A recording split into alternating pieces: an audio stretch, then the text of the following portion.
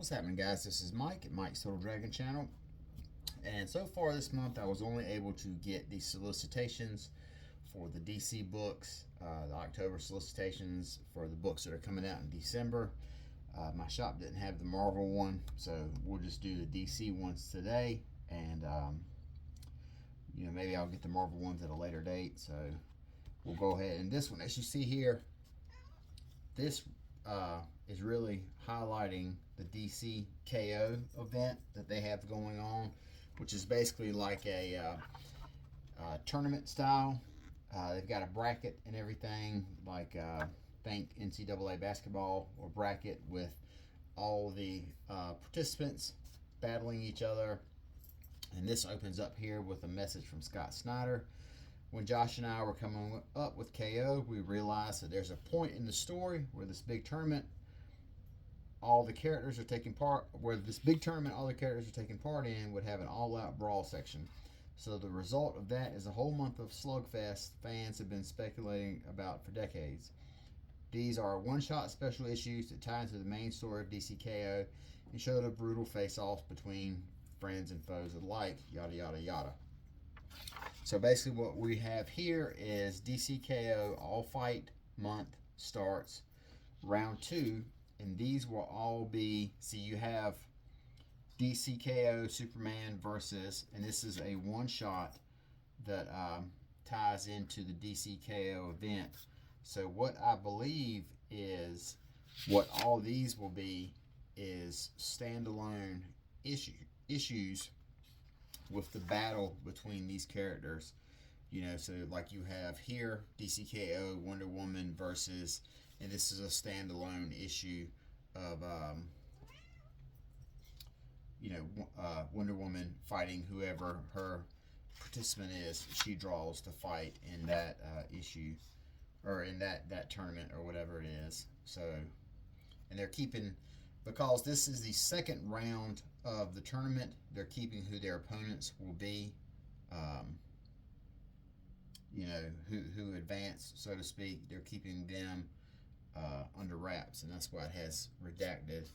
So I'll probably, personally, from a consumer standpoint, I'll probably pick up the one-shots, and they'll be dependent upon who they're fighting against. Like if it's Wonder Woman versus someone I don't particularly care about, or, Harley Quinn. Like, I'm not a big Harley Quinn fan in general, so I'm not going to really go out of my way to pick that up.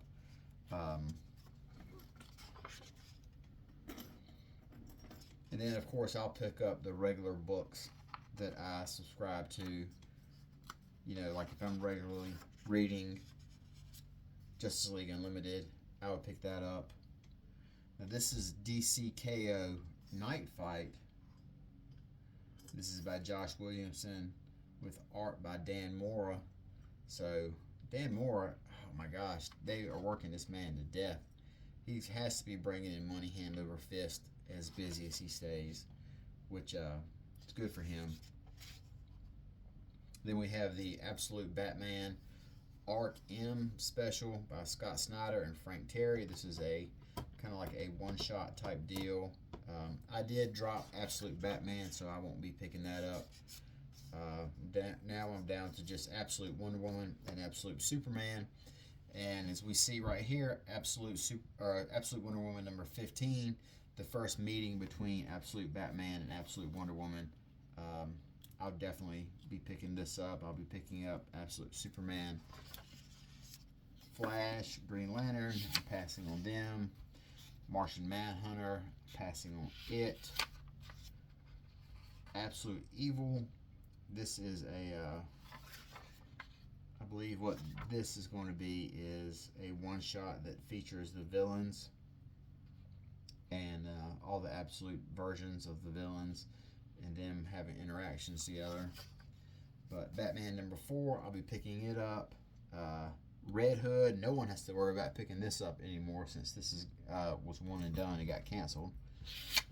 Nightwing, passing on it.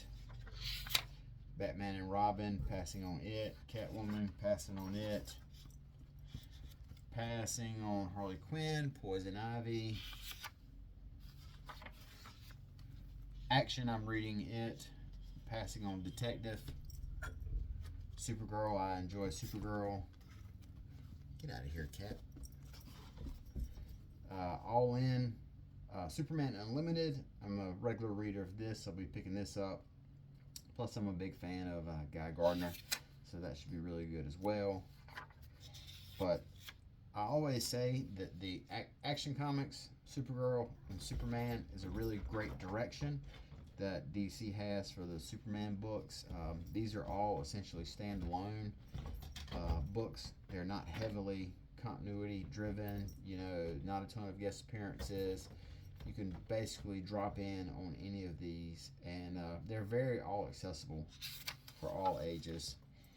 Wonder Woman, I'll be picking this up. I've been reading Tom King's Wonder Woman since issue 1, so no surprise there. JSA Year 1, I don't know. I read, I think it was JSA 12 or 13, and it just did not do anything for me at all. It just felt like there was no difference between this JSA and any of the other JSA stories I had read.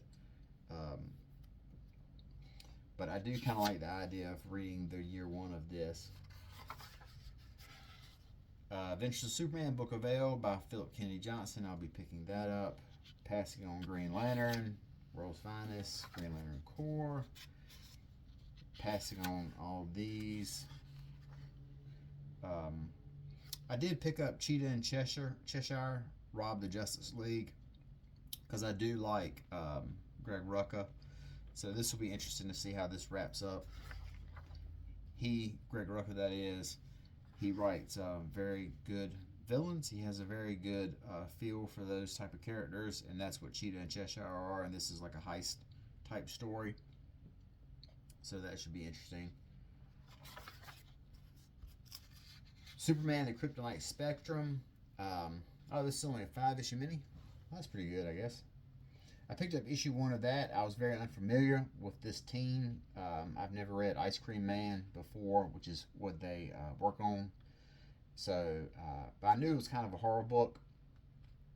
But I did enjoy Superman, the Kryptonite Spectrum #1. It did have that kind of Vertigo style, that kind of Vertigo horror style, from the late 80s, early 90s, before Vertigo became just crime books, when it was a very kind of a Vertigo, to me, has had a couple different iterations. You had it when it was all of the UK creators, doing these really weird, off-based takes on superheroes, and you had that ran in the 80s and into the mid-90s, and then the mid-90s Vertigo seemed to turn into like just straight crime. Like everything was like a crime book that was coming out of Vertigo. So it was really weird.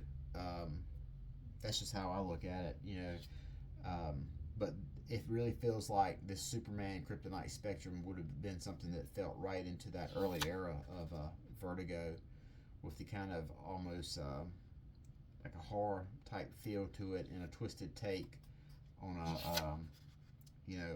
established character like Superman. Batman Static Beyond, I'm passing on that, although I've said before there is a age bracket that this is going to hit really hard for. Batman Beyond and Static weren't two characters that I was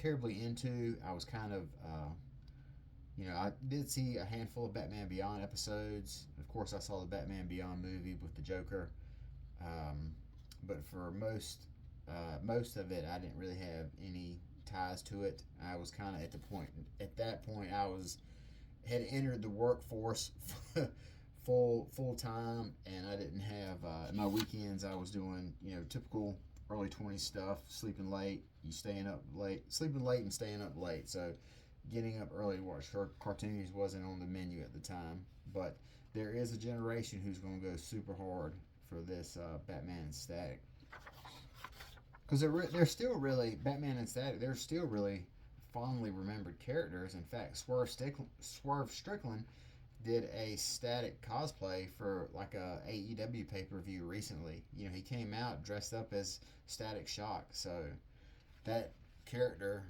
in that era definitely made an impact on a certain age group. So now we've got the facsimiles, which I'll be passing on all of these. I'll be passing on this Tom Taylor, Children of the Round Table. Now we've got the annuals right here.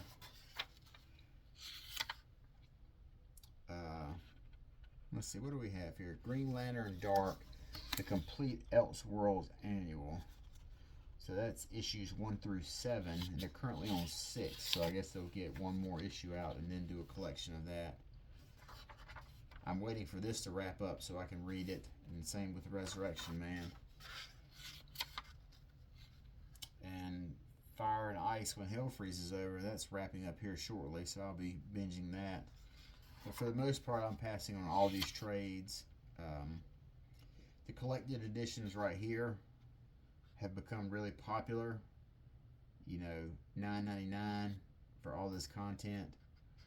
You know, all these issues in here. It's a great format. I really see a lot of people talking about them. Crisis of Infinite Earths Absolute Edition. This would totally be worth picking up if you don't have it. George Perez's art in this huge format right here just looks even more beautiful. So this is a recommended. I already have a copy of this, but if you don't, I highly recommend it. And then we've got the DC Finest books right here, which is a collection of, you know, just stories from different eras. You got Superman Time and Time Again, which is from the Triangle era. And you've got some of Batman Golden Age stuff. So I'll be passing on all that. I really try to stay away from a lot of trades nowadays, unless they're heavily discounted, because they just, you know, you don't get the value with trades now that you used to. A lot of times, by the time you, some of the trades, there's not much difference in if you picked them up in single issues. You know, you'll have a 6-issue or a 5-issue trade paperback that's $25. You know, and it's like, man, I could just buy that, pick that up in singles. But that is solicitations for DC, the ones that are coming out in December. And as we can see, they're really pushing DC KO right here. So that'll be fun, because I know it's always fun to talk about who would win in a fight between. You know, that's a big topic about comics, no matter where you're at. You know, it's always something you can talk about, whether it be on the shop or online. You know, who would win in a fight between is always really cool. And who doesn't like big fight scene books? So, like I said, they are going to be in the middle of DC KO right here. So that's why they've got it so heavily publicized. But these are the issues coming out in December from DC. So until next time, you guys take care. Talk to you later, and bye-bye.